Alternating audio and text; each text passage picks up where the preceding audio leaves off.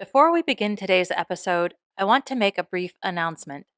Beginning this Friday, October 3rd, I will be bringing you bonus episodes each Friday for the month of October leading up to Halloween. I will still be publishing a garden episode each of those days. The bonus episodes will be exactly that, a bonus or extra episode.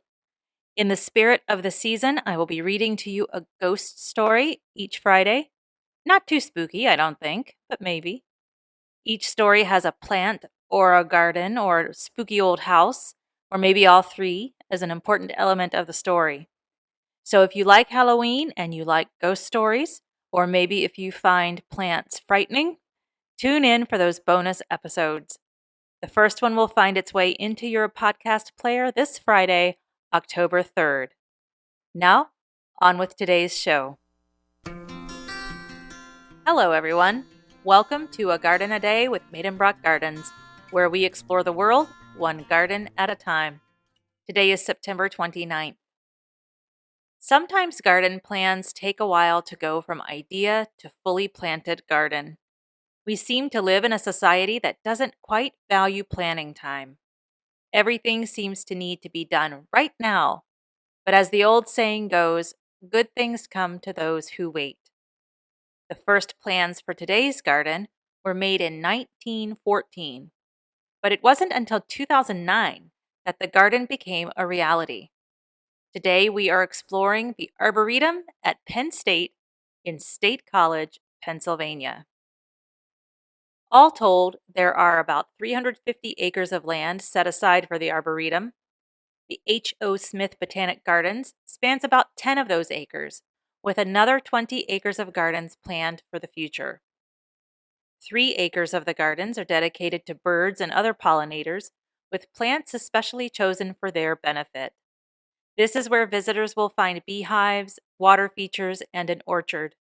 Students and faculty work in the garden to do research on pollinators to discover and better understand their preferred habitats and habits. There is a rose and fragrance garden in the Arboretum. This cottage-style garden brings both color and fragrance to the garden.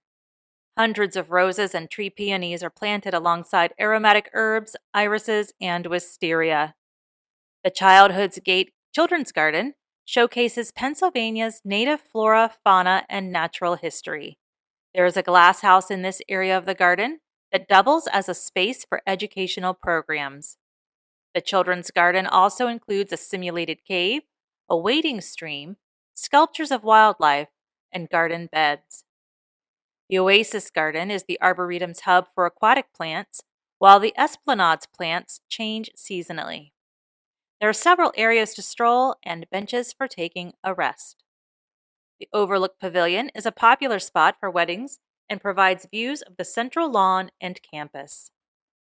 The garden hosts many events throughout the year for the public, not just for students at the university. Coming up in November, they will be partnering with the Palmer Museum of Art for a garden and gallery event to discuss the book Underland, A Deep Time Journey by Robert McFarlane.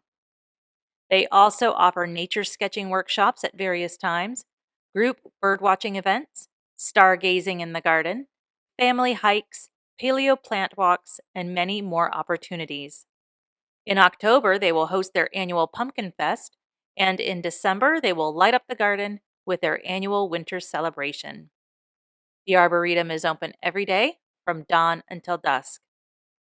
Well, that's about it for today's garden visit. Join me here tomorrow to find out where we're going next. As a reminder, you can subscribe, like, or follow this podcast at any of the podcast listening places. You can subscribe to our mailing list by visiting our website, agardenaday.com, and clicking on the subscribe button. You can also find us on Pinterest, and you can support us by buying a book through our storefront on Bookshop. Links are provided in the show notes for this episode. Thank you for listening today and every day. If all goes well, I'll be right back here tomorrow. See you then.